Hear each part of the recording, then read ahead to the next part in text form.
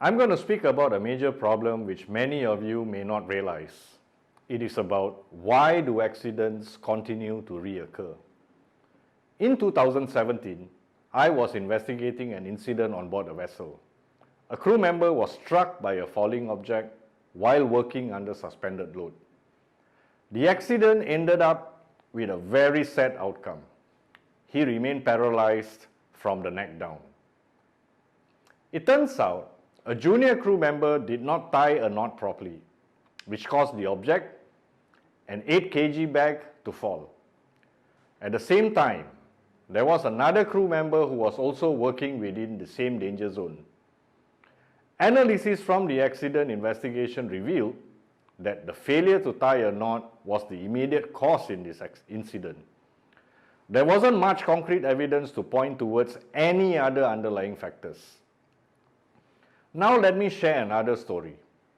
We all know about that popular vessel that blocked the Suez Canal for 6 whole days in March 2021.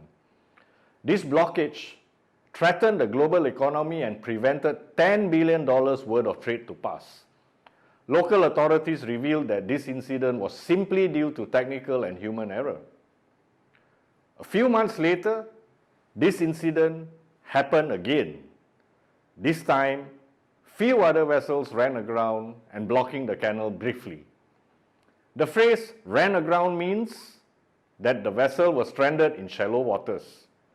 Once they get stuck, it is very cumbersome and expensive to bring them back into deeper waters.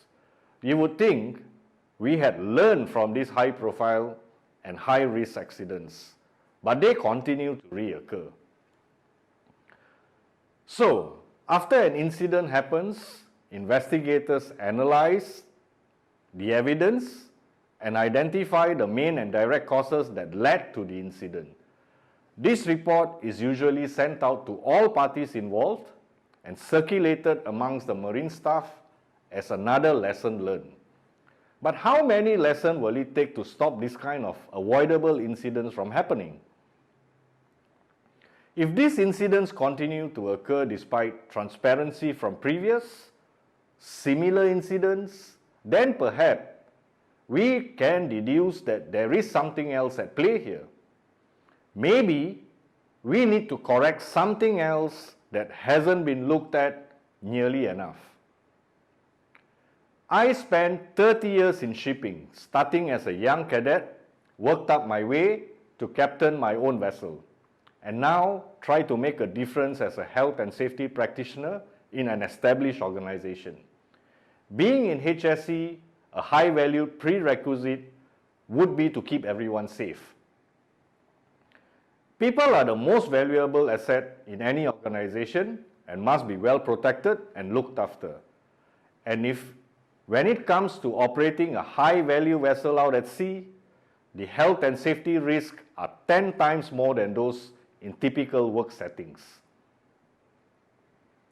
Whether it's in a process plant, factory floor, or on board a vessel, workers are exposed to a wide range of hazards. There are so many uncontrollable variables and factors that could derail work and quality of life on board. After all those years I spent at sea, I realized that I couldn't improve safety with the traditional safety methodologies practiced today. Change needed to happen from within. And if the existing model for safety management wasn't keeping our seafarers safe, then that model needs to be reevaluated and revised with changing times and technology. After all those years I spent at sea, I realized that I couldn't improve safety with the traditional safety methodologies practiced today. Change needed to happen from within. And if the existing model for safety management wasn't keeping our seafarers safe, then that model needs to be re-evaluated and revised with changing times and technology. Not many may know this, but 80% of the global commodities are transported by ships. The global economy is heavily dependent on the maritime trade for stability. So far, I've been talking about direct and immediate causes, typically identified in investigations. And now, they were missing some critical elements. A big one is the preconditions and underlying factors which indirectly contributes to direct causes. These play a bigger role in the event leading up to the incident